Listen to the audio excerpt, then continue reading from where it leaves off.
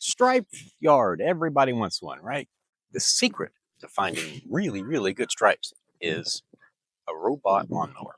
There's a company called ECOVACS, and they wanted me to take a look at their A2500 goat, which is the greatest of all time, or does it chew grass like a goat? I don't know.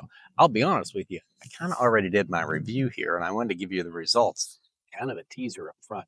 I'm going to go over this robot and how to do an open box, show you how to set it up. I'm going to show you all the features of this thing. You have incredible amount of control over what you can do. You can even make patterns in your yard. You can mow different areas of your yard at different mowing heights.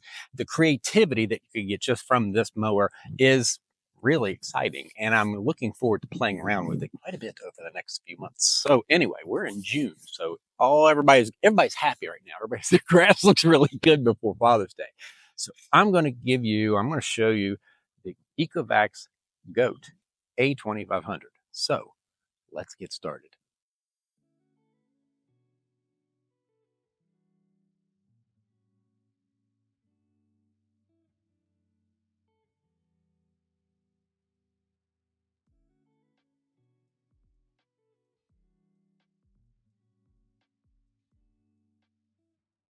Okay, let's open the box. I'm pretty excited about this one. It's sort of ECOVACS's, I guess they have ones at a lower price point and a few at a higher price point. So this one's sort of their middle, if you will, price point mower. And in what I've done in research on it, the features, let me cut this off for the box cam here so you guys can see what I'm seeing. I kind of like doing that when folks do an open box. It has all of these features that you kind of want, high-end stuff, and a balance between what you would get as far as the price point that you want. So I'm really excited about this one. So anyway, here we are. First off, looks like here, this one is an RTK system. It's a real-time kinematic system. Talked about that in the opening a bit. So there's the Triton, and that probably holds up the bars to the RTK receiver. We've got a little bit of at least how to make the connections work. Here, it's attached. Hold on. Let's do this in parts. This is the one of the stands for the RTK receiver. Here's the other one. I assume there's probably only two of those. Here, okay, this is the top of the docking station. So the mower will come in and you see these two metal, okay, and it will hook in there, and that's how it charges. And these are the sensors, the reflective sensors, and I'll show you guys how to set this up. I'm going to go ahead and take this protective layer off so I won't forget about it later and then wonder what I'm doing wrong or why it's not working and realize I didn't take something off. Anyway, so there's this. I've seen the unit itself. This is a ECOVACS GOAT adapter. Let me check this out. This looks like just the plug-in for the base unit.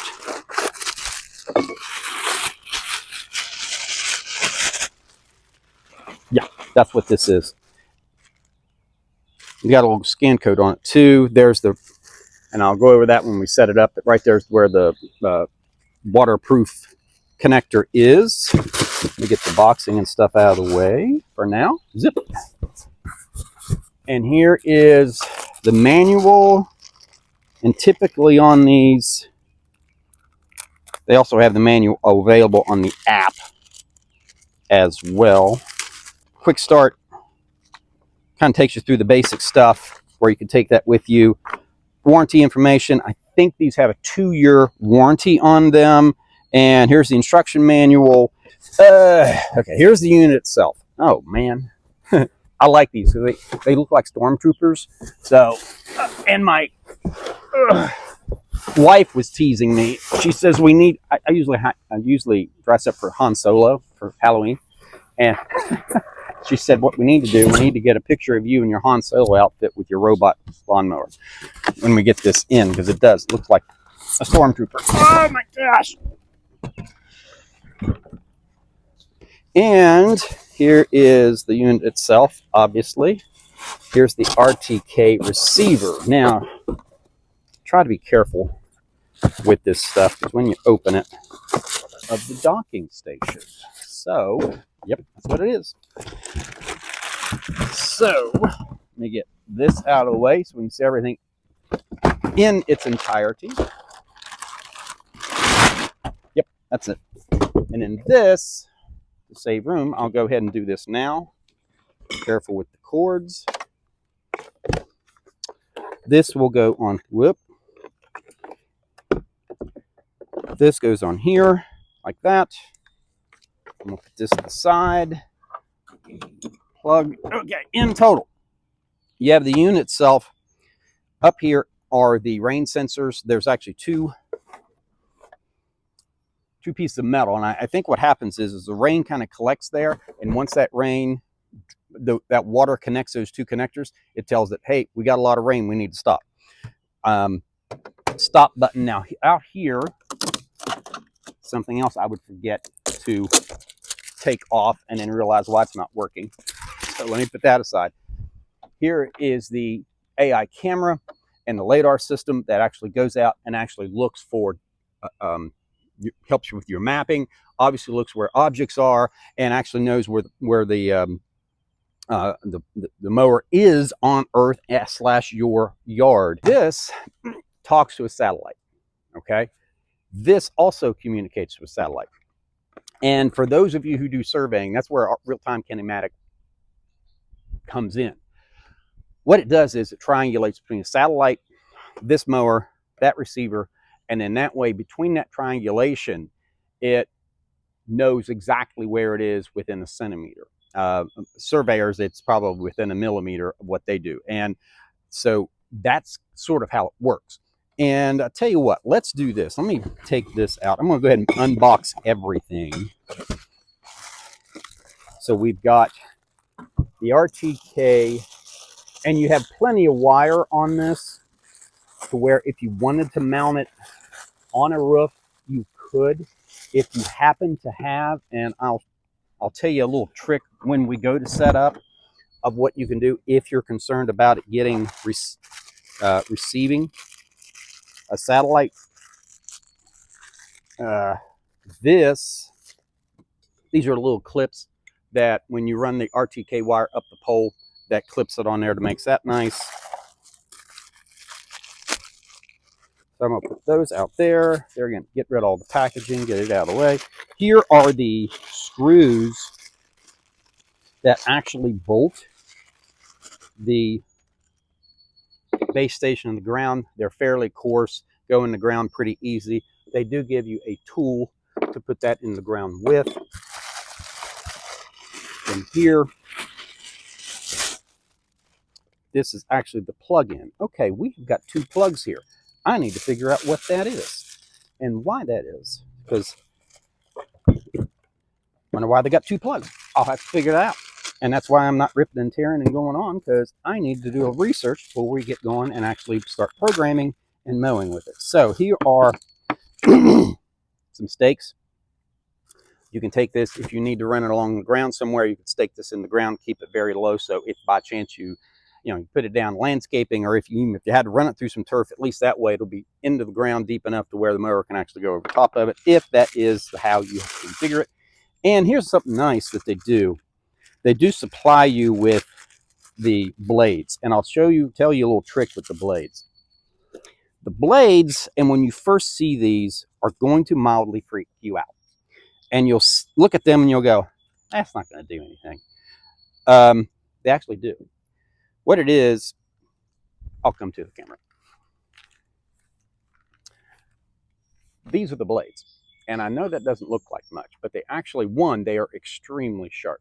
I mean, sharp, not quite razor sharp where I could actually shave with them, but not far off. And what you can do with these, you run these, typically, if you don't have any rocks or any other debris in your yard, you're simply cutting turf, you're in pretty good shape. You can run these for about a month. And then what you do is when you flip them over, because they're rotating in one direction, so you're cutting with this side, and then you rotate them, and then you're cutting with the other. So you're actually getting about 60 days of cutting, if you will, for your blade. And they basically go in with the screw. It's not that big a deal. And they do provide you on the bottom of this unit more stuff that I would forget to take off. There's actually 2 cutting blades on this, or rotating cutters on this. There's a few advantages to that. One, when it turns, it's going to give you a better quality cut as it turns. Those are ones with one, it's got to kind of work, and sometimes it'll miss. So you're getting a really good quality cut with two rotating heads here, if you will. There are 6 blades on here, so for 3 for each. So what you could do is you'll have essentially, providing you don't have any rocks or anything crazy, you'll have about 60 days of blades on here, because you take them, they rotate this way, and then you flip them over because the other side hasn't cut, and then use them again. That's the trick that I've used on the other ECOVAC units that I've done. So anyway, you got 60 days there, and then they give you 1, 2, 3, 4, 5, 6, 7, 8, 9, 10, 11, 12. You got about probably a full year of blades here, which is actually very nice, and it's pretty cool that they provide that. So anyway, that's everything in the box in its entirety. So let's go set this thing up. Okay, setup time. Now, before I forget how much in the numbers, the RTK, as far as the wire that you have, is about 36 foot long, the receiver. So I'll go in, and I had, when I did the other ECOVACS mower that I reviewed, I had a couple comments of how long is the wire, because guys kind of get an idea of where they can set it up, where they can put it. And the power cord is about 30 foot long. Now, there again, before I forget something else, the directions, what they want you to do is they want to try, this can go outside. That's totally cool. However, they do want it about 11 inches off the ground, just to make sure there's no water gets in here. If it was laying, I imagine it was laying in a puddle of water is where their concern is. So those are 2 things that I did notice in the directions in going through this and making sure I knew what I was doing when I'm talking to you. Now, the other thing, I found out what this is, and this did not come with the other ECOVACS mower that I did. This is an adapter to the RTK system, which is actually pretty cool. So instead of the RTK being directly connected to the base station, you can actually put it somewhere else if you're not on your roof. So this, because there again, the RTK receiver and the mower are connected to the satellite through whatever, it's not Bluetooth, but whatever the connection is. So you can actually put this independently somewhere else. And that's why they put the receiver in here. Didn't have the other one, so that actually makes it very easy to install. So I'm going to toss this over here for a second. Now, I'm going to go ahead and put the RTK unit in first, and it is really simple. Now, as far as location, and there's a reason why I put it here. You have your satellite, and mine's pointing to the south. I'm in the northern hemisphere here. So anyway, us in North America or Europe, you ideally want, let me make sure I'm doing this right. Yes. You ideally want your RTK system at least on the southern side of your house. The other ECOVACS mower that I did, I had it was connecting like 20, 25 satellites. I had no problem at all. But anyway, if you happen to, that's one thing. When you're figuring out the location, try to put on the southern half of your house in the northern hemisphere. If you're Australia, or in the southern hemisphere, South America, what have you, you want it on the northern side of your house, because most of the satellites are near the equator. So if you have problems, but I can tell you on the last one I did, I didn't have a problem at all, and I had really good reception. Whoops, that fell off. I'm going to put the Triton on first. That's something you can learn from me, is put the Triton on first. That goes in the ground. This can also be put on your roof if you wish, but there again, I did not have problems getting connection. There's a lot of different methodologies that you can do, and this just really just sets in there is all it does, and it probably could have pushed it in a little bit better. And I'm going to put it just for handy dandy right there for now. So anyway, there again, you've got, I measured 36 foot of cord here. I'm going to use little snaps, make this look nice.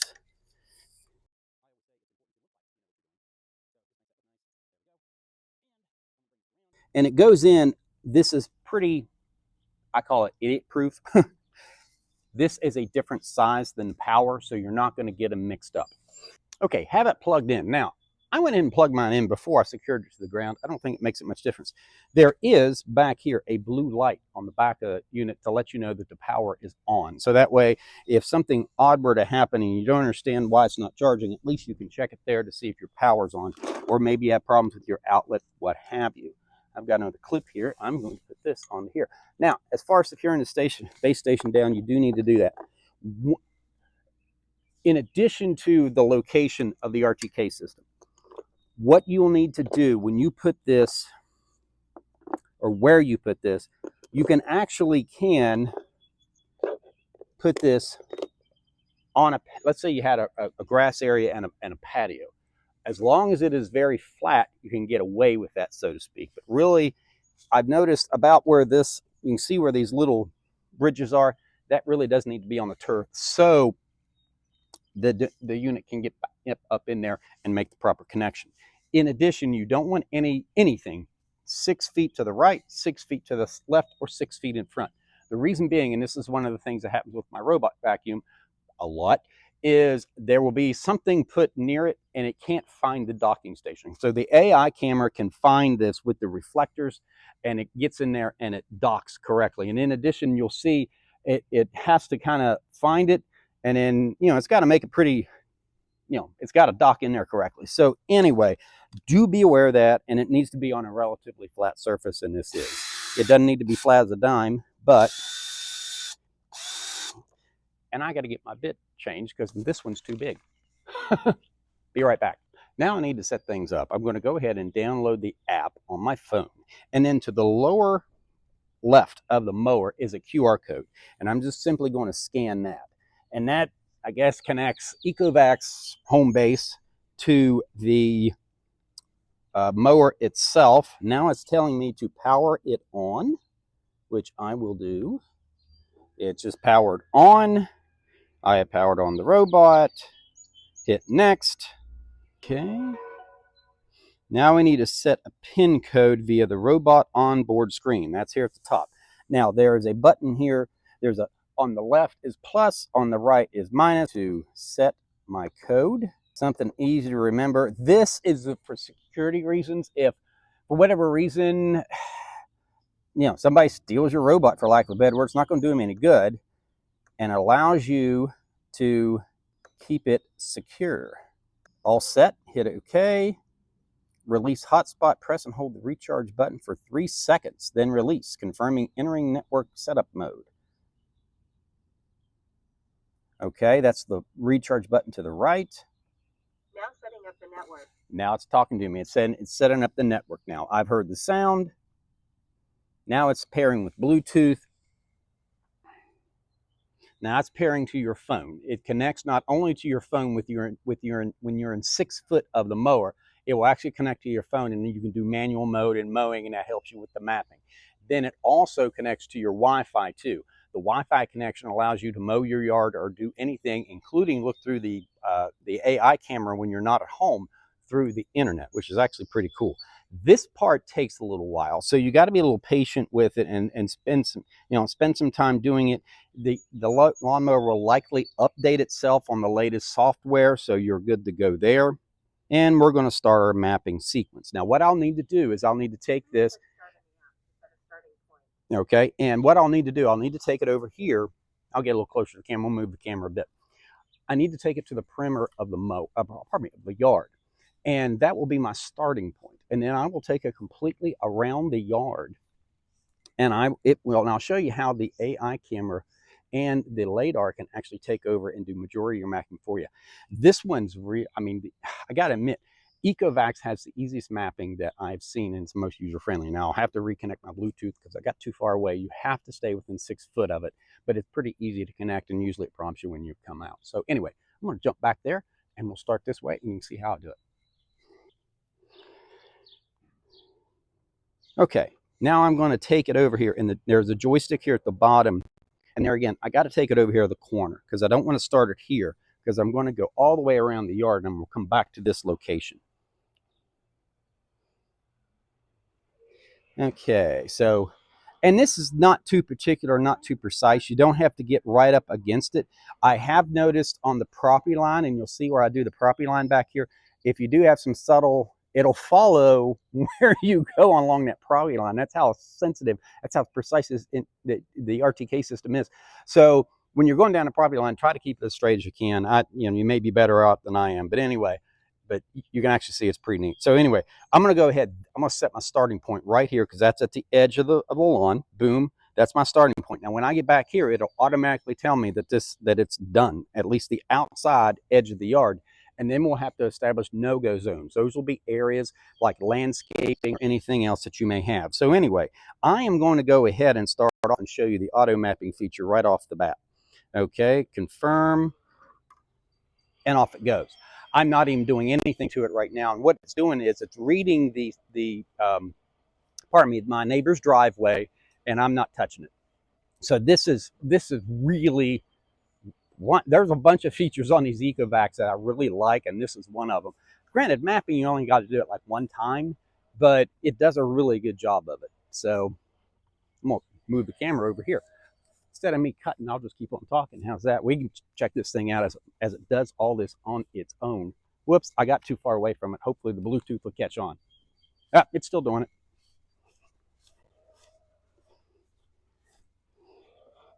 You're supposed to stay within 6 foot of it. So I broke the rules there when I moved the camera. But anyway, now here's the road. It actually knows where the road ends and the grass begins. There again, I haven't touched this. I don't know, it's fun enough. It'd be kind of cool to do mapping over and over and over again because it's really, I don't know, when you see it working, it's pretty neat to watch. There again, I have not touched this thing at all. It's doing it totally on its own. Now here's the sidewalk, and I will have to take it over the sidewalk.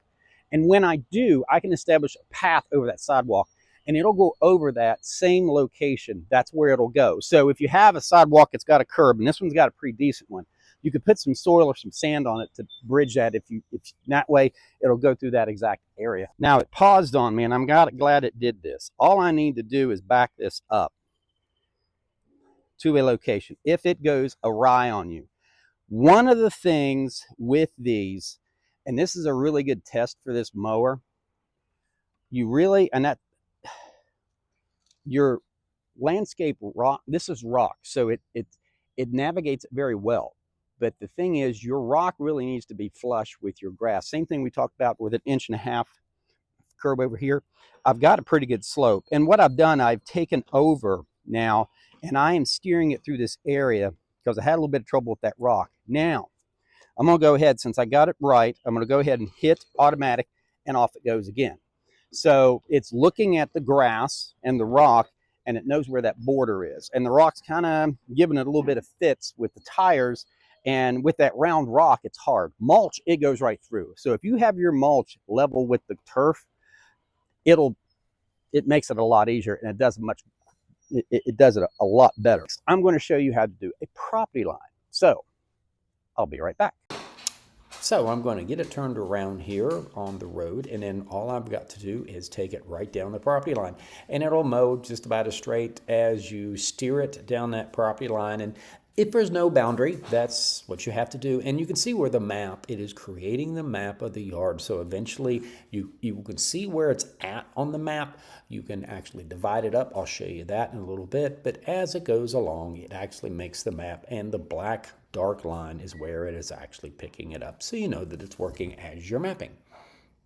That's pretty much it. Now I get back to my original point, and you can see where the map is almost completed, that circle, if you will, and it will prompt you, boom, there it is. That's back to my starting point, and then I simply just accept the map. Now I'm going to establish no-go zones, basically landscaping areas, anywhere where you don't want the mower to go. Now I'm going to take it over to this landscape area, and just like the mapping, all you have to do is get it to the edge of the point, you hit the start button, and it will then begin its mapping around the no-go zone area. And you can see where now, instead of black, it shows a red line. So that way you know you're doing that correctly, and it's not showing its map.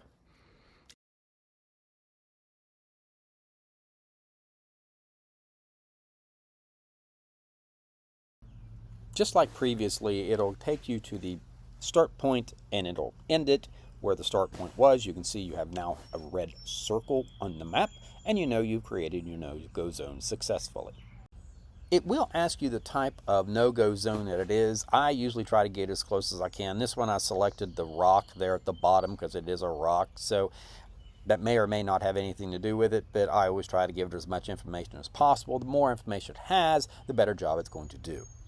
And there's my red circle like I was talking about earlier. Now let's establish the path over to that small curbed area that we have between the house and the sidewalk.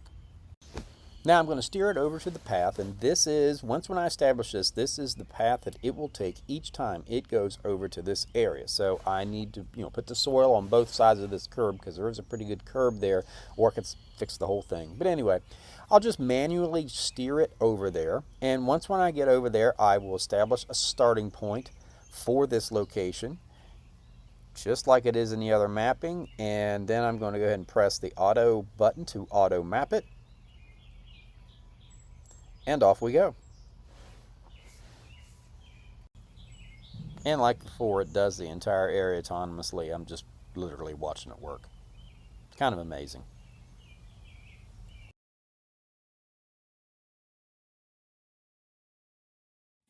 Okay, going to go over some of the robot features. Now I'm here on the map, and you just basically hit the robot to get over here. And I have got several ways that I can mow grass. I could either go to auto, which is basically mowing everything.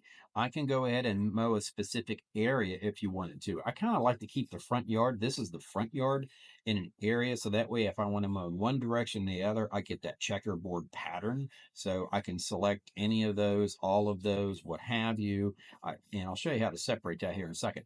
I can do edge mowing. Basically, if I just want to do a cleanup lap, I can do a cleanup lap in those areas if I wanted to. And I'll get to why you may want to do that here in a minute.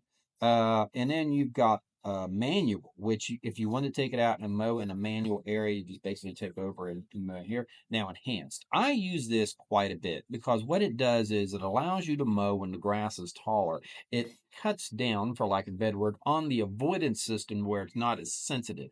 The avoidance system and the sensitivity they have on this for animals and obstacles is extremely sensitive, a little bit too sensitive for me. But anyway, that's just the way I live, I guess. So the mower settings, you have auto mode and you have delicate and quick. Delicate, I think if you have a taller grass, you'll probably want to mow it delicate. And if you just want a quick, maybe that second lap, like I was talking, you're going to mow in one direction and then the other. Maybe you put it in there and do it quick in that other direction. Mowing height, this is really convenient because you can actually set the mowing height electronically. You don't have to go to the unit itself, and you can very easily do that. In fact, I'm going to start mowing at 3.2 inches on this fescue right this. Avoidance mode. Okay, this is flat ground with short grass. That would be a pretty short grass. Normal environment, that's optical avoidance when it's anything above 6 inches, and this one's above anything above almost 8 inches. I keep mine in a high grass environment, and if you kept it in, if you're more worried about it running over stuff, the higher you should go on that. So I don't worry about mowing because I usually keep stuff out of my yard. So anyway, so there's that. Here's where you can change the mowing direction. That is very easy to do and very convenient. Makes those stripes really make it look good. You automatically program it when you get the schedule put in to change mowing directions each week. That will give you a little bit better quality cut. Now here we go, edge mowing. Basically what it is it will mow along the map's edge automatically based on the boundary. Then you have cross boundary mowing.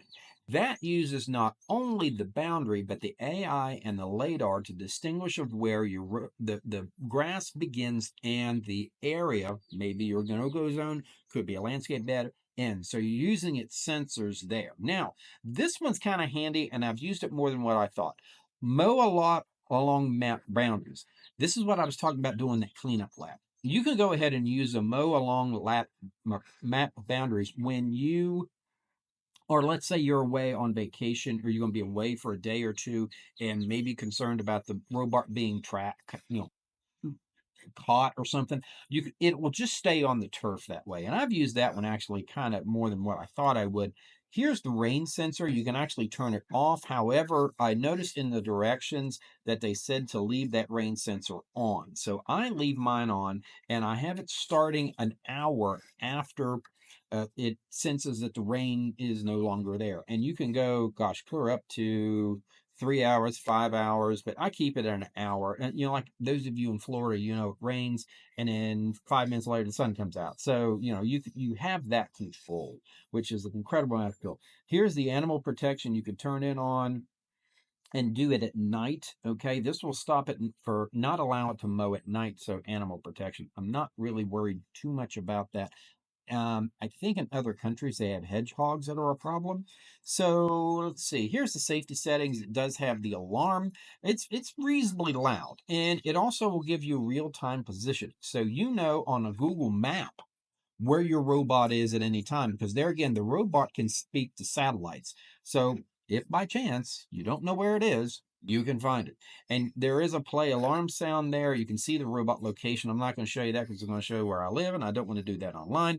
And there you can change your PIN code, and you can also change, if you forgot your PIN, ECOVACS can help you with that. As far as maintenance, it just tells you how long the blades have worked, and then you just hit that button to replace it. Not a big deal. So, and now we've got all the information as far as if you need to get a hold of customer service, they'll use that information to find out what's going on with the robot lawnmower. So that'll help you there.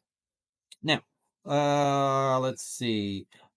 Upgrade time zone. Everything else is pretty much. Here's the RTK. That just tells you how much satellites. We've got 31 here. Now that's makes it kind of nice.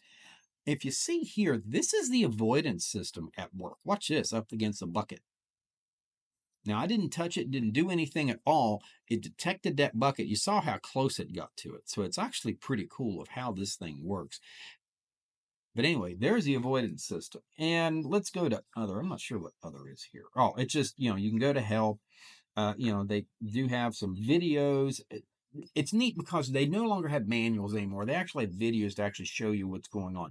Now, this little icon up here in the upper right, that can take you to a ticket to where actually I've got a ticket open. Quite honestly, on my other robot, I forgot my doggone password, so they're helping me out with that. And they probably already got it responded. So, and here is the AI camera. That way you can actually use it for security if you wanted to, if you're away.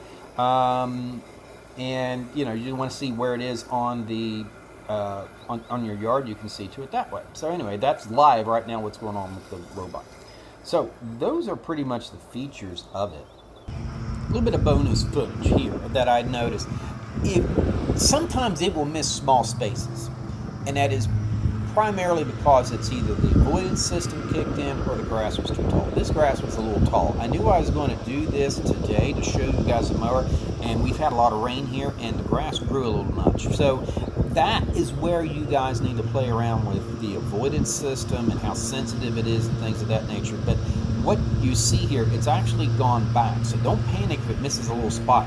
It knows it, and it will go back and it will hit that spot. You can see where it's gone right here, that little line from your upper right to the lower left right there. That's the path it took to get there. So ideally you want to run this thing probably about every other day, particularly in the spring on cool season grasses. And when your grass is growing, I'd mow at least every other day. So that's the Goat A2500. And just like I said, the features on these things are just amazing.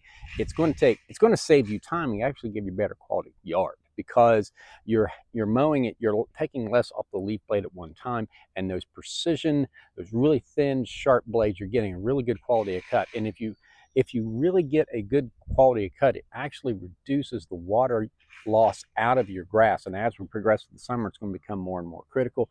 It also, when you open up a grass, it has an ability for pathogens to also get in there too. So the health of your grass is actually going to get better, and you're not stressing it quite so much and taking so much off the leaf blade during the summer. So use this about, I don't know, at least 3 days a week. I'm starting to mow mine, unless it doesn't rain, I mow it every day.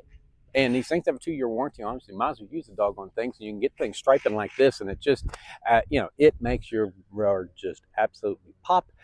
And they're getting a little price now where they're getting pretty close to, they're less than a riding lawnmower, and they're not that much more than some push mowers anymore. So anyway, there it is. And if you're looking for one, this is a darn good one. So anyway, I'm agronomist Greg Phillips. I have several yard maintenance videos on YouTube. I'm a former golf course superintendent and North Carolina State University graduate with over 35 years of experience. So check out my other videos on the channel and appreciate you watching.